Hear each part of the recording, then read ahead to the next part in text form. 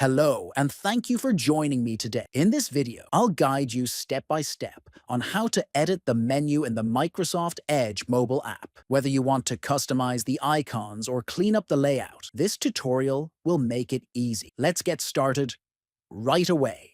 Open the Microsoft Edge app on your mobile device. Look to the bottom right corner of the screen and tap the three-line menu icon. From the menu that appears, scroll down and select Settings. Inside the Settings menu, tap on Appearance and Layout.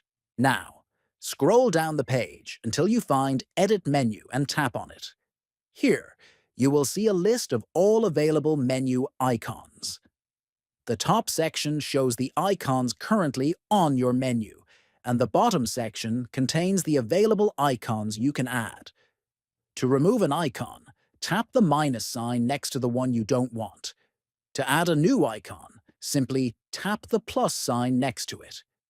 It will instantly be added to your menu. Once you're done editing, simply tap the back button, and your changes will be saved automatically. And that's how you customize the menu in Microsoft Edge Mobile. It's quick, easy, and helps improve your browsing experience. If you found this video helpful, don't forget to subscribe for more.